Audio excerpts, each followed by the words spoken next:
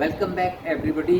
अब आपके साथ हम चर्चा करने जा रहे हैं भारतीय संविधान के सबसे महत्वपूर्ण अनुच्छेद आर्टिकल 32 अनुच्छेद 32 संवैधानिक उपचारों का अधिकार, राइट टू कॉन्स्टिट्यूशनल रेमेडीज। और ये आपको बहुत अच्छे से पढ़ना चाहिए।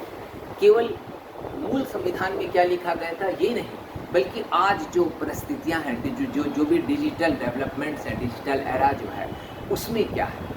ठीक है, हमने इंडस्ट्रियल एज में कॉन्स्टिट्यूशन लिखा था, लेकिन आज एक नॉलेज एज और इंफॉर्मेशन एज है। क्या इंडस्ट्रियल एज में लिखा गया संविधान नॉलेज एज के लिए, इंफॉर्मेशन एज के लिए कहाँ तक सुटेबल है, ये चीज़ पढ़ते हुए आपको तैयारी करनी है। तो आर्टिकल 32 क्या है? आर्टिकल 32 जिसको कि डॉक्टर अम्बेडकर ने, भीमराव अम्बेडकर ने ये कहा था कि it is the heart and soul of the constitution. ठीक है, doctor Bhimrao Ramji Ambedkar, founding father of the Indian constitution, उनका ये मानना था कि heart and soul of the constitution है।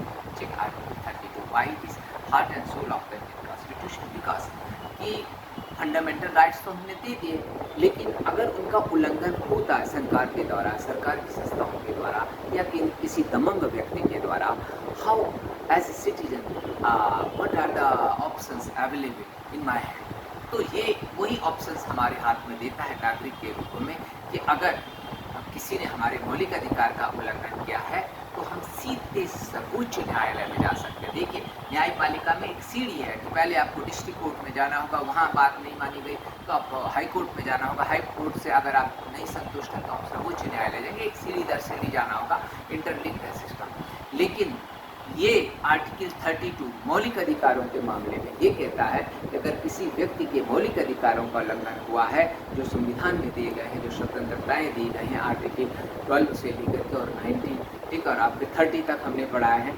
ठीक, तो वो सारे अधिकारों के इन्फोर्समेंट के लिए आप सर्वोच्च न्यायालय में जा सकते हैं, और सर्वोच्च न्यायालय कानूनी रूप से बाध्य है, संवैधानिक रूप से बाध्य है आपकी बात सुनने के लिए।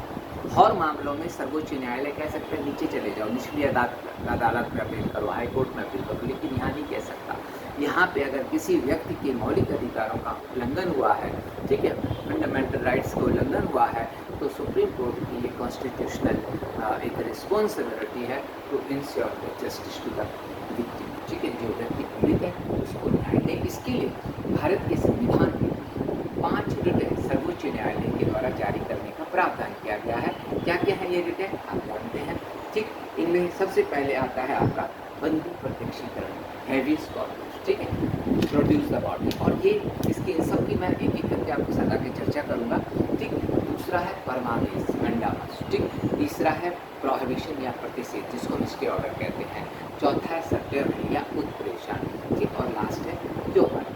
ठीक, इन आगे के वीडियोस में छोटे छोटे शॉर्ट्स में मैं इन सब रिटों के बारे में और इनका डिजिटल एज में क्या क्या प्रभाव है, क्या उपयोग है, वो आपके आगे की चर्चा में मैं करता रहूँगा। इन वीडियोस में इन जो रिट्स हैं, इनके रिट्स के बारे में आपको जब पढ़ना है तो वो आपको ये देखना है कि ये कैसे काम करती है कोई रिट, उसको कौन जारी करता है, उसके लिए कौन आवेदन कर सकता है, किसके खिलाफ वो रिट जारी होती है और कब जारी नहीं हो सकती। These are the various aspects of this art.